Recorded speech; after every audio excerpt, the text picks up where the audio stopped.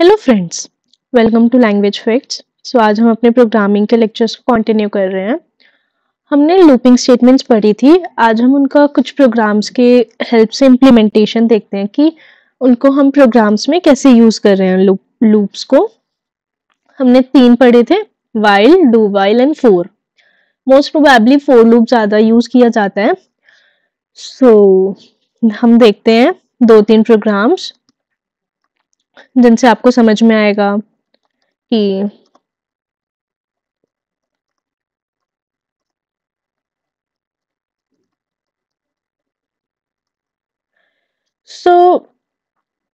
हम देख रहे हैं कि हमारे पास कोई नंबर गिवन है।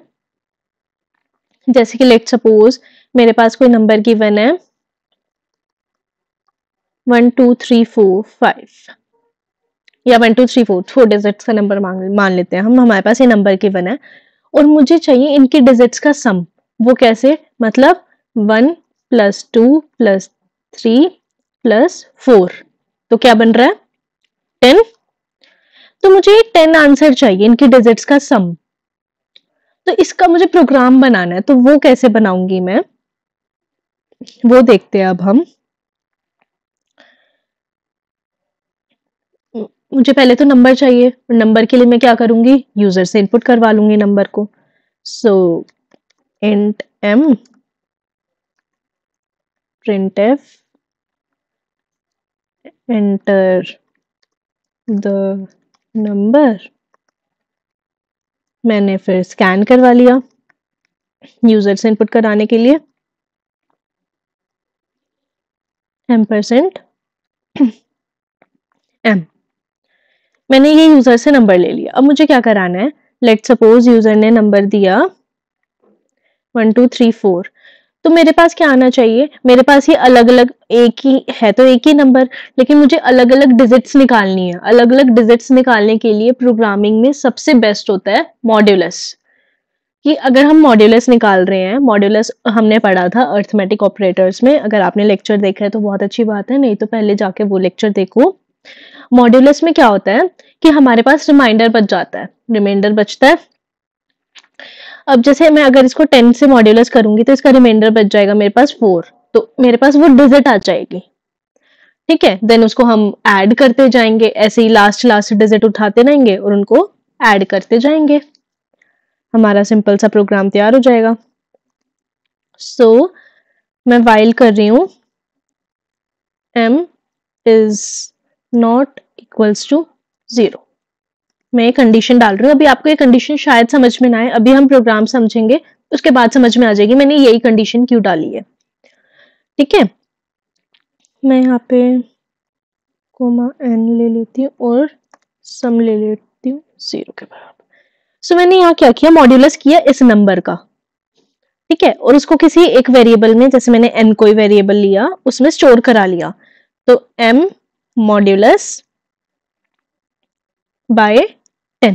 तो इससे क्या हुआ मॉड्यूलस करने से कि मेरे पास 4 आ गया। रिमाइंडर आता है मॉड्यूलस से, तो मेरे पास 4 आ गया। तो मैं उसको क्या करूंगी? मुझे सम करनी है, तो मैं क्या करूंगी? सम प्लस n। सम की वैल्यू शुरू में 0 है। ठीक है, तो क्या होगा? 0 + 4 इज इक्वल्स टू 4। तो सम की वैल्यू क्या आ गई? 4 आ गई। ठीक है, अब मुझे क्या करना है? मेरे पास 1 2 3 4 था, मैंने लास्ट डिजिट उठा ली थी। अब मुझे ये वाली 1 2 3 की लास्ट डिजिट उठानी है। तो 1 2 3 कैसे बनाऊं इसको? मैं 10 से डिवाइड कर दूंगी तो क्या आ जाएगा? 1 2 3 आ जाएगा मेरे पास नंबर। m को क्या किया मैंने? m is equals to m divide by 10। तो इससे क्या हुआ? मेरे पास आ गया, रह गया 1 2 3। फिर इसका मॉड्यूलस होगा, फिर मॉड्यूलस होके क्या हो जाएगा? यहाँ पे 3 रह जाएगा।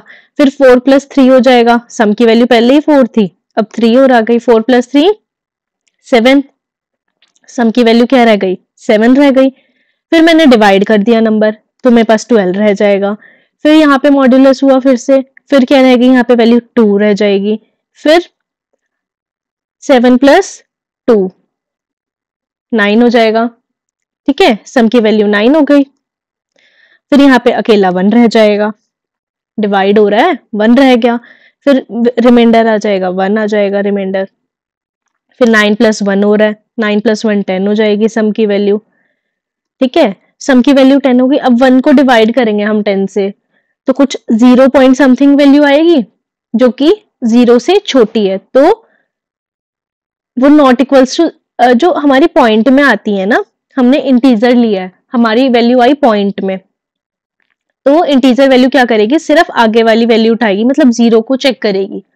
वो जो डेसिमल के बाद वाली वैल्यूज है उसको ड्रॉप कर देती है, तो 0 को ले देखेगी, कंडीशन चेक करेगी, हाँ 0 नहीं होना चाहिए, मतलब ये लूप से बाहर आ जाएगा।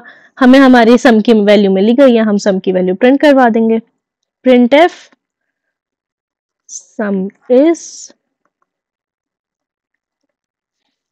सम की वैल्यू में प्रिंट करवा देती हूँ। सो प्रोग्राम को रन करके देखते हैं। मैंने वही वैल्यू डाल दी 1 2 3 4, सम इज 10। हम दोबारा कोई और वैल्यू डाल लेते हैं।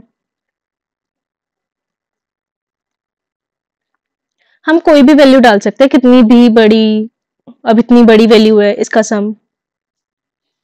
देखा, हमारे लूप से ये कितना इजी बन गया। ऐसे ही हमारे पास बहुत सारे प्रोग्राम्स होते हैं, प्राइम और नॉट, पैलिंड्रोम, आर्मस्ट्रॉन्ग नंबर।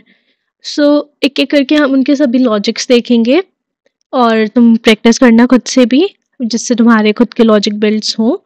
सो आज के लिए इतना ही रखते हैं। इस वीडियो को देखने के लिए धन्यवाद। इस चैनल को सब्सक्राइब करने वालों का आभार।